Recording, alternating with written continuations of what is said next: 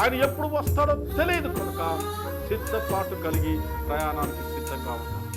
Way to heaven.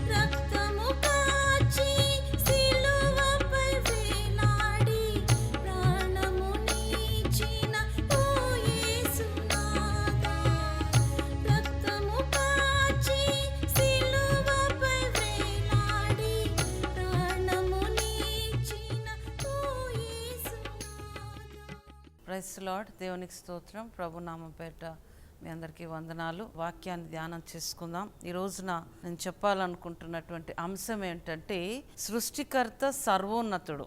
దానికోసము ఆది కాండము 1వ అధ్యాయము 1వ వచనం. ఆది యందు దేవుడు భూమి ఆకాశములను సృజించెను. మొదటి మాట బైబిల్లో ఏంటంటే, ఆది యందు దేవుడు భూమి ఆకాశములను సృజించెను.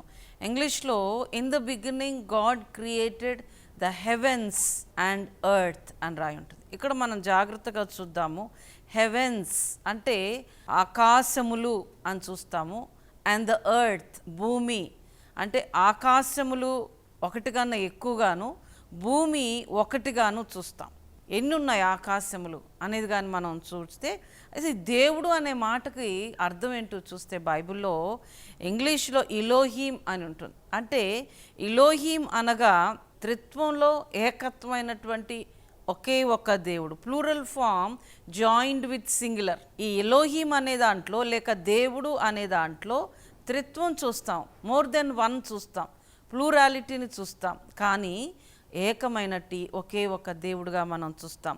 దీని యొక్క రూట్ మీనింగ్ అని చూస్తే, ఇలోహీం అంటే హీఈస్ వన్ పవర్, ఒకే ఒక శక్తి అని అర్థం. ఇలోహీం అనే మాటకి he is strength, he is power and he is only one power. చాలా వేదాల్లో లేకపోతే పురాణాల్లో లేకపోతే బైబిల్లో, ఏన్షియంట్ రిలీజియన్స్లో, పురాతనమైనటువంటి అనేక మతాల్లో ఈ యొక్క శక్తి అనగా ఎన్నో రకాలుగా చూపిస్తారు దేవుని యొక్క శక్తిని. అంటే ఈ దేవుడు ఈ శక్తి, ఈ దేవుడు ఈ శక్తి అంటే ఒక్కొక్క దేవుడిని ఒక్కొక్క విధముగా చూపించడాన్ని మనం చూస్తాము. But Bible says Elohim is one. Bible ఒక్కటే. దేవుడు అనగా ఒక్కడే. దేవుడు అనగా శక్తి, దేవుడు అనగా మహిమ, దేవుడు అనగా హీఈస్ పవర్. అది బైబిల్ ఒక్కటే చెప్తుంది. వేరే గ్రంథాలు, మత గ్రంథాలు ఏవి కూడా ఇంత ఖచ్చితంగా దేవుడి గురించి చెప్పటం చాలా కష్టం. క్రైస్తవత్వంలో ప్లూరాలిటీని చూస్తాం, అంటే త్రిత్వాన్ని చూస్తాము. ఈ త్రిత్వంలోనే ఏకత్వాన్ని చూస్తాం. ఇక్కడ ఏంటంటే, త్రిత్వమైనటువంటి దేవుడు మనందరికీ తెలిసిన తండ్రి, కుమార, పరిశుద్ధాత్మ, కానీ ఒక్కళ్ళుగా పనిచేస్తున్నటువంటి దేవుడుగా చూస్తాం. Working of the powers of nature. రకరకాలుగా 3 విధాలుగా మనం దేవుణ్ణి ఇక్కడ, ఆయన ఒక్కడే, హీఈస్ ఓన్లీ వన్ గాడ్. అది చాలా గొప్ప సత్యం. అది మనకెంతో, క్రైస్తవులకి అది ఒక ఆశీర్వాదం. మనం ఎన్నో రకాల దేవుళ్ళ దగ్గరికి మనం వెళ్ళాల్సిన పని లేదు. మనకున్న దేవుడు ఒక్కడే. ఆయన కుమారుడైన దేవుడు, తండ్రి అయిన దేవుడు, పరిశుద్ధాత్మ అనేటువంటి దేవుడు. కానీ వీళ్ళు ముగ్గురు కలిస్తే ఒక్కడే. కాబట్టి ఈ యొక్క క్లారిటీ నేను మొదట్లోనే, ఎందుకంటే ఆది యందు దేవుడు, ఎవరి దేవుడు అనేది మనకి స్వచ్ఛమైనటువంటి క్లారిటీ ఉండాలి. ఈ రోజుల్లో ప్రజల్లో దేవుడి మీద సరైన అవగాహన లేని ప్రజలు చూస్తున్నాం. ఒక దేవుడు కాదు ఇంకో దేవుడు, ఆ దేవుడు కాదు ఇంకో దేవుడు అంటూ దేవుళ్ళను పట్టుకొని తిరుగుతున్నారు తప్ప, అసలు నిజ దేవుడు ఎవరు? ఈ సృష్టిని సృష్టించినది ఎవరు? ఈ లోకం ఎలా వచ్చింది? ఈ ఆకాశం ఎలా వచ్చింది? ఈ శూన్యం ఏంటి, లేక మనమేంటి అనే ఆలోచన చాలామందికి లేదు. కానీ let me tell you, God is one and he is the real God and he is none other than Elohim. ఆయన ఒకే ఒక్కడు, త్రిత్వంలో ఏకత్వం. ఆయనంట భూమి ఆకాశములను సృజించాడంట. The heavens and earth, total creation. ఇవాళ ఉన్న సృష్టి యావత్తు కూడా, ఈ భూమి మీద ఉన్నది కానీ, ఆకాశంలో ఉన్నది కానీ, పై ఆకాశం మీద ఉన్నది కానీ, భూమి కింద పాతాళం కానీ, సమస్తము కూడా ఆయన చేతి పనులే. ఆయన ఆజ్ఞ చొప్పున మరి సమస్తము జరిగినట్లుగా మనం చూస్తాం. మనం చాప్టర్ 1లో ఆయన క్రియేషన్ ఎంత అద్భుతంగా చేశాడు. ఏ సైంటిస్ట్ వలన కూడా సాధ్యం కానటువంటి బహు గొప్ప క్రియేషన్ ఆయనది. ఆయన మాట చేత భూమిని, ఆకాశమును, అందులో ఉన్న సమస్తమును సృజించిన దేవుడుగా చూస్తాం.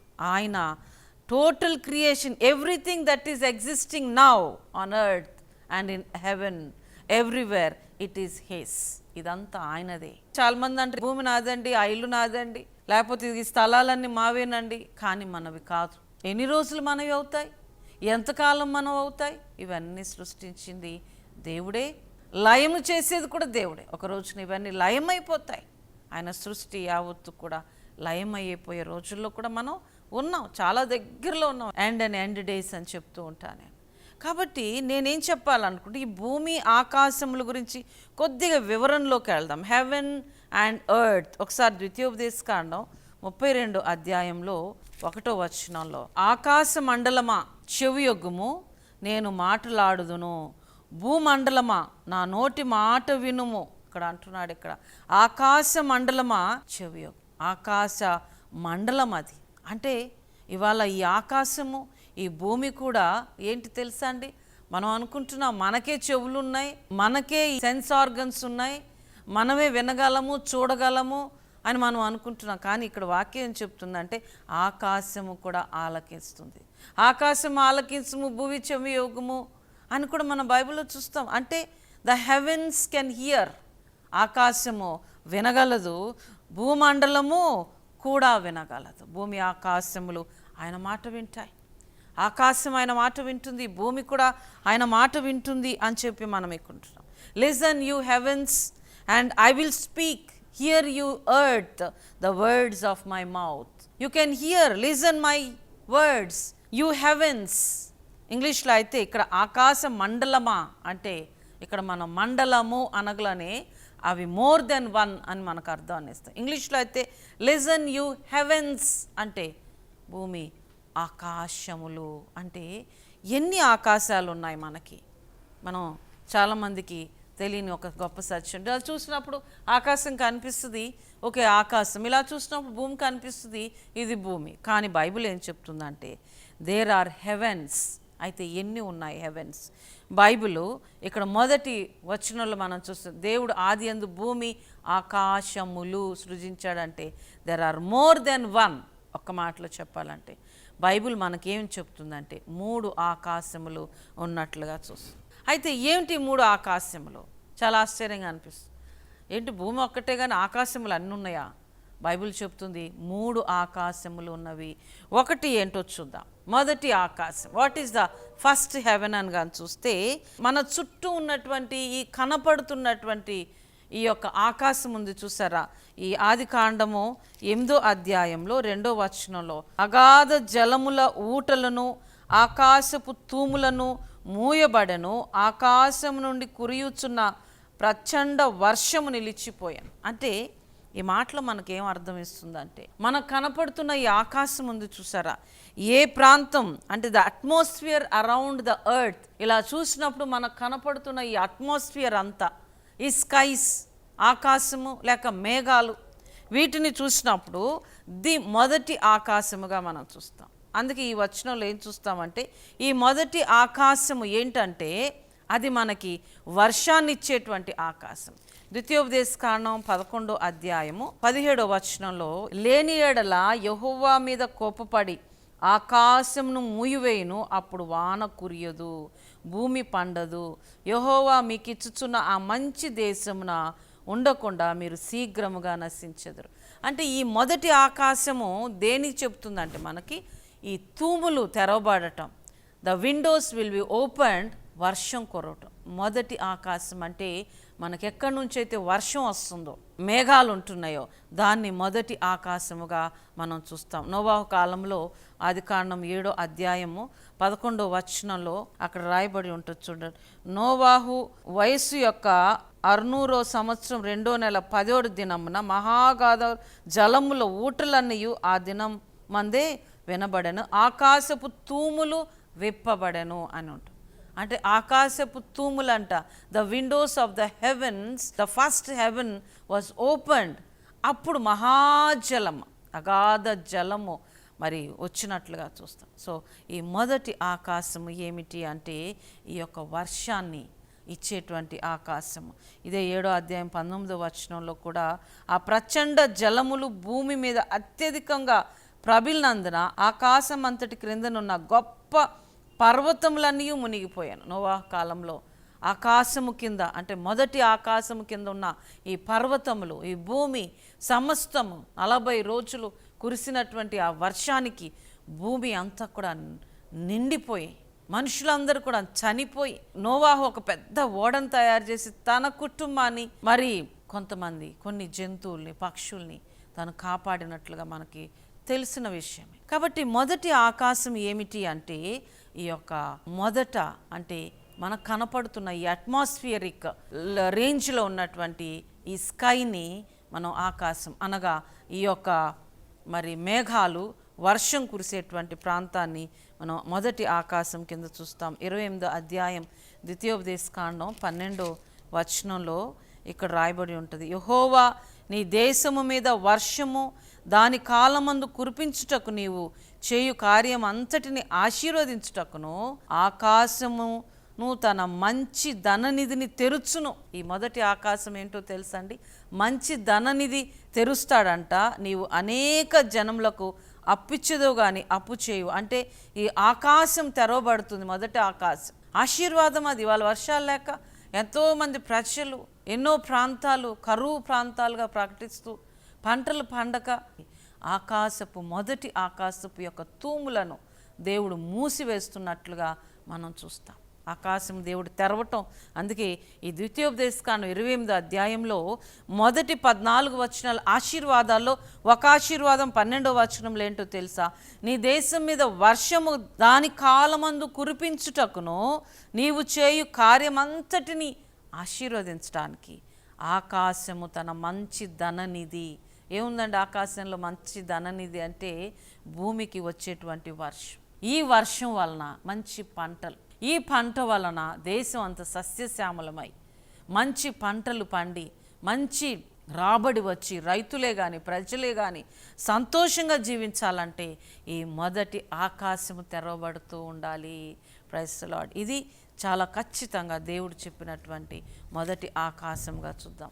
అలాగే న్యాయాధిపతుల గ్రంథంలో కూడా ఈ యొక్క మాటను మనం చూస్తాము. న్యాయాధిపతులు 5వ అధ్యాయంలో 4వ వచనం, ఇశ్రాయేలు దేవుడైన యెహోవాను కీర్తించదమో, యెహోవా నీవు షయీరు నుండి బయలుదేరినప్పుడు ఏదేము పొలములో నుండి బయలుదేరినప్పుడు భూమి వణికెను, ఆకాశము నీళ్లు కురిపించెను, మేఘములను వర్షించెను. సో ఈ మొదటి ఆకాశము దేనికి గుర్తు అంటే నీళ్లు, కావలసినంత సమృద్ధి అయినటువంటి ఆశీర్వాదం ఉన్నటువంటి ఆకాశం ఇది.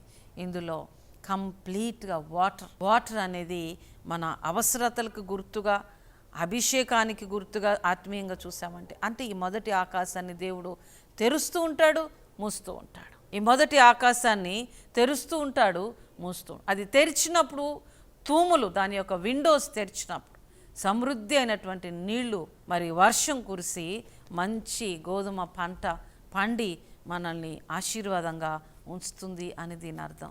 ఈ అపోస్తుల కార్యముల్లో కూడా 14వ అధ్యాయము 17వ వచనంగా చూస్తే, అయినను ఆయన ఆకాశము నుండి మీకు వర్షమును ఫలవంతములైన ఋతువులను దయచేయచ్చు ఆహారమును అనుగ్రహించును.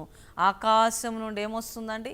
వర్షమును, దాని వలన వచ్చేటువంటి ఋతువులు, దాని వలన వచ్చేటువంటి ఆహారము. సో ఈ మొదటి ఆకాశము దేనికంటే మనకి ఆహారాన్ని ఇచ్చేటువంటిది, మనకు ఆశీర్వాదాన్ని ఇచ్చేటువంటి, ఈ భూమిని పండించేటువంటి ఆకాశముగా ఈ ఆకాశాన్ని దేవుడు మనకి ఇచ్చి ఉన్నాడు.